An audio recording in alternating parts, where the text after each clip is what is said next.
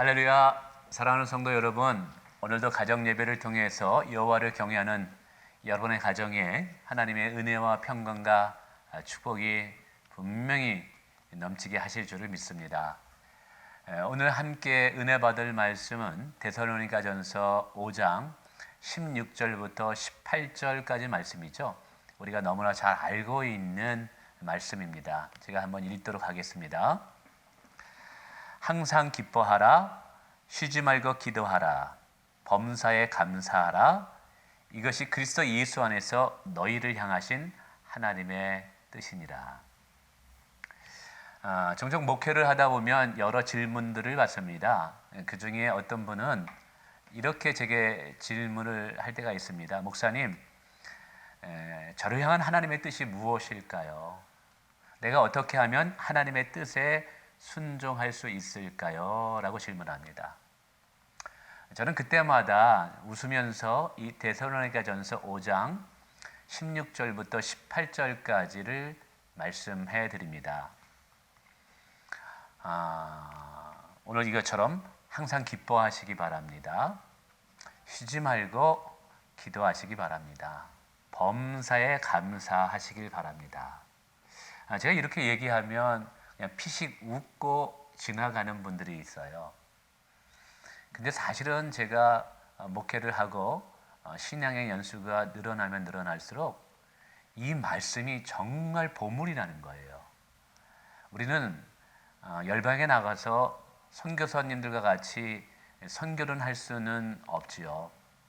그러나 내 삶의 현장에서 나의 믿음을 통해서 하나님의 살아계심을 믿지 않는 자들에게 보이는 강력한 도구가 저는 바로 이것, 항상 기뻐하는 것입니다. 쉬지 말고 기도하는 것입니다. 범사에 감사하는 것입니다. 이것이야말로 믿음의 모습이기도 하고 우리와 함께 하시는 하나님을 믿지 않는 자들에게 보여주는 강력한 도구가 되는 것이죠.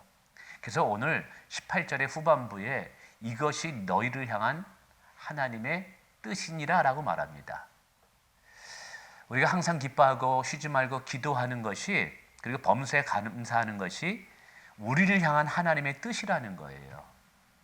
그래서 우리가 정말 이 바울의 말처럼 항상 기뻐하고 쉬지 말고 기도하고 범사에 감사하는 삶을 실제적으로 살면 바로 이것이 하나님의 뜻에 순종하는 거예요. 바로 이것이 나를 향한 하나님의 뜻에 내가 순종하는 것입니다. 자, 하나씩 한번 살펴볼까요? 우선 항상 기뻐하라 라고 표현하고 있습니다. 항상 기뻐하라, 언제나 기뻐하라고 이야기하고 있죠.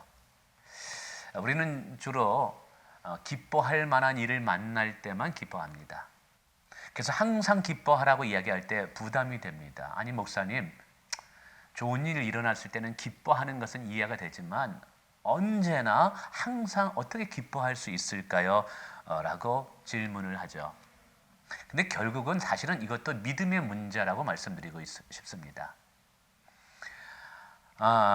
믿음의 문제라는 것은 뭐냐면 내게 주어진 환경이 때로는 이해가 되어지고 불합리해 보인다 할지라도 하나님께서 모든 것을 합력하여 선을 이루신다라는 믿음이 있으면 그 속에서도 내가 기뻐할 수 있기 때문인 거예요.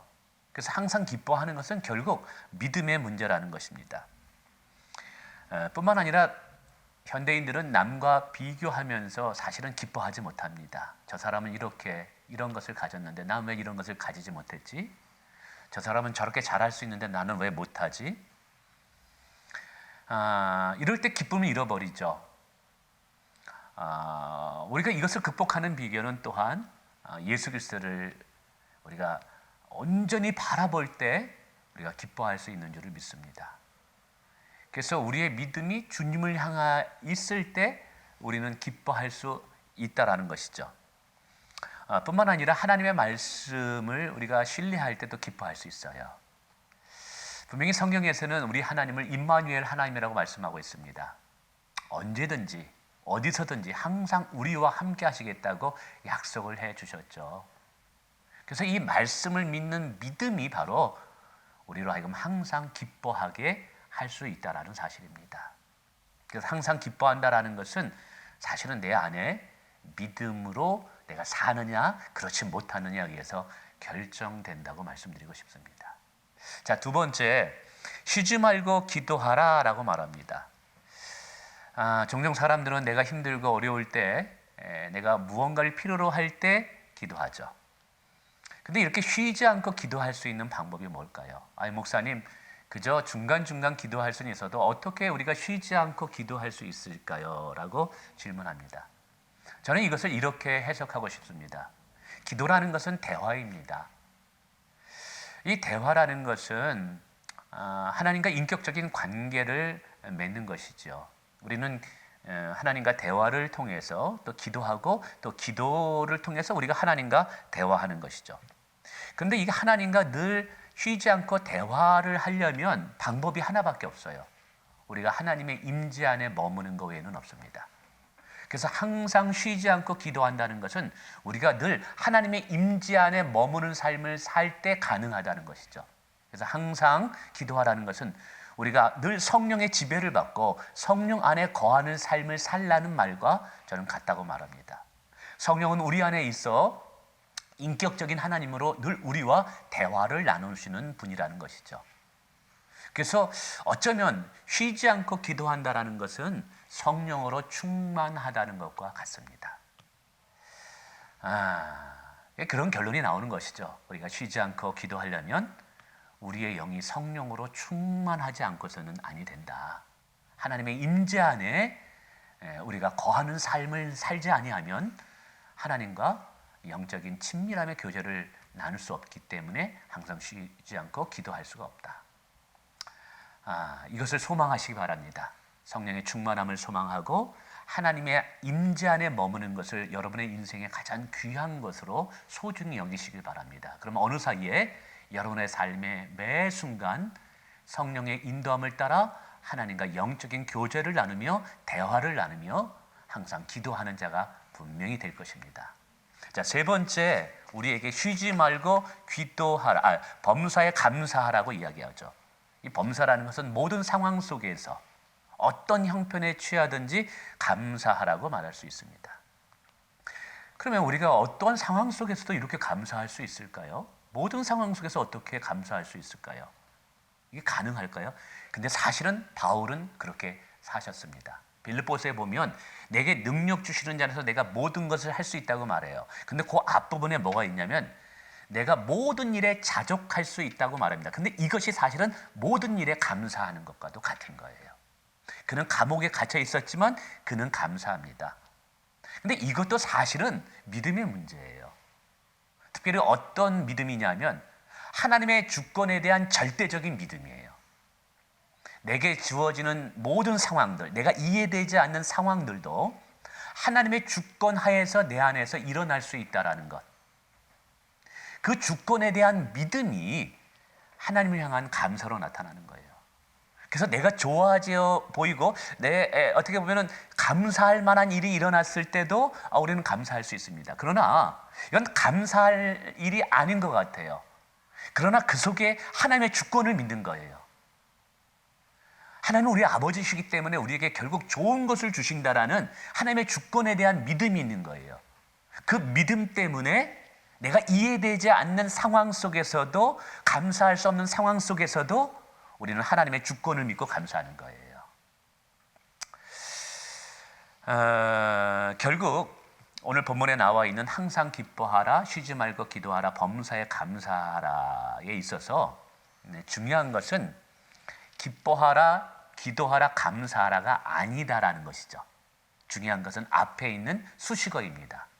항상이라는 것. 항상 기뻐하라.